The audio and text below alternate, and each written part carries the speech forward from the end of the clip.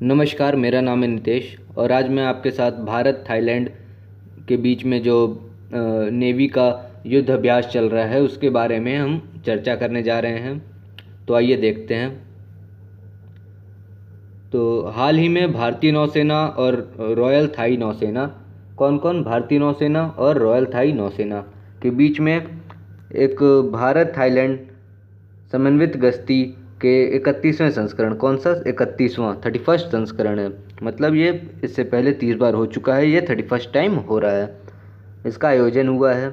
इस अभ्यास का आयोजन संस्करण मलक्का जलडमरू मध्य के पास अंडमान सागर में किया गया था। तो मलक्का जलडमरू मध्य कहाँ पे है? तो ये हमारा मलक्का पास जो है वो मलेशिया और इंडोनेशिया, ये मलेशिया है या इंडोनेशिया है, तो इसके बीच में ये वाला जो हिस्सा है यहाँ पे मलक्का पास पड़ता है। तो सबसे पहले अब हम थाईलैंड की जरा लोकेशन देखते हैं। तो यहाँ पे हम देख रहे हैं कि ईस्ट साइड में जो है वो हमारा लाओस है, कंबोडिया है, और अगर वेस्ट साइड की बात करें तो म्यांमार से बॉर्डर टच है, और अगर साउथ की बात करें तो मलेशिया से इसकी बॉर्डर टच हो रही है। और भारत और थाईलैंड के बीच में ये जो वर्ष 2005 से ही अपनी अंतर्राष्ट्रीय समुद्री सीमा रेखा के निकट वर्ष में 2 बार, कितनी बार? वर्ष में 2 बार इस अभ्यास को किया जाता है। और कब से शुरू है? वर्ष 2005 से। भारतीय नौसेना की स्वदेशी निर्मित नौसैनिक अपतटीय गश्ती पोत जहाज सरयू, कौन सी? INS सरयू इंडिया की तरफ से है। और थाईलैंड का अपतटीय गश्ती पोत हिज मैजेस्टीज थाईलैंड शिप है, हिज मैजेस्टीज थाईलैंड शिप करबी। क्या नाम है उसका? HMTS करबी। तो इंडिया की सरयू हो गई और जो थाईलैंड है उसका करबी। तथा दोनों नौसेनाओं के डोनियर समुद्री गश्ती विमान के कॉकपिट के 31वें संस्करण में भाग लिया है। तो समन्वित गश्ती का क्या उद्देश्य है? दोनों देशों के बीच समुद्री संपर्कों को मजबूत करने और हिंद महासागर के इस महत्वपूर्ण हिस्से को अंतर्राष्ट्रीय व्यापार के लिए सुरक्षित करना। तो दोनों देशों के बीच में जो समुद्री संपर्क है उसको मजबूत करना और हिंद महासागर के क्षेत्र में जो भी अंतर्राष्ट्रीय व्यापार होते हैं उसको सुरक्षित रखना है। तो संयुक्त राष्ट्र समुद्री कानून संधि, UN convention on the law of seas, UN clause, ये साइन हुआ था 1982 में।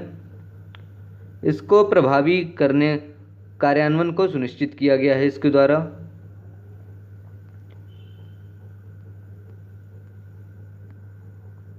UN क्लॉज जो है वो प्राकृतिक संसाधनों की रक्षा एवं संरक्षण, समुद्री पर्यावरण की संरक्षण, मछली पकड़ने की अवैध एवं अनियंत्रित गतिविधियों की रोकथाम और दमन, मादक पदार्थों की तस्करी, समुद्री डकैती, तस्करी की रोकथाम हेतु सूचनाओं के आदान प्रदान, अवैध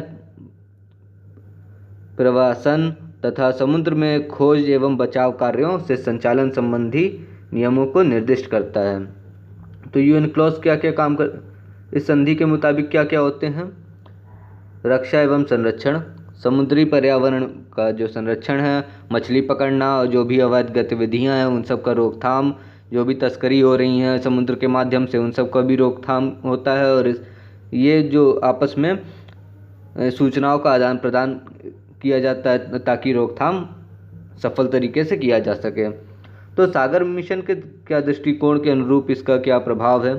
तो भारत सरकार के सागर, जो इंडिया के द्वारा सागर परियोजना चलाई जा रही है, security and growth for all in region mission के दृष्टिकोण के एक भाग के तौर पर भारतीय नौसेना जो है वो द्विपक्षीय और बहुपक्षीय अभ्यास, जो 2 लोगों के बीच का अभ्यास या कई देशों के बीच का अभ्यास करके समन्वित गश्ती, संयुक्त EEZ निगरानी और मानवीय सहायता तथा आपदा राहत अभियानों के माध्यम से क्षेत्रीय समुद्री सुरक्षा बढ़ाने की दिशा में हिंद महासागर क्षेत्र के देशों के साथ सक्रिय रूप से जुड़ रहा है।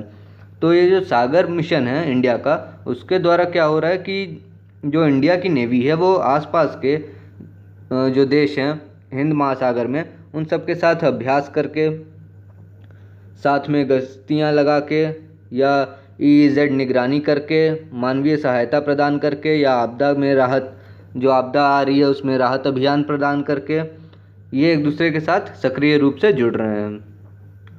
तो भारत और थाईलैंड के बीच में और कौन कौन से अभ्यास होते हैं वो भी देखते हैं। तो थल सेना का अभ्यास जो होता है वो है मैत्री, और वायुसेना का अभ्यास सियाम भारत। तो ये जो दो अभ्यास हैं ये भारत और थाईलैंड के बीच में होते हैं। थल सेना मैत्री करती है और जो वायुसेना है SIAM Bharat. Thank you. Please share and like the video.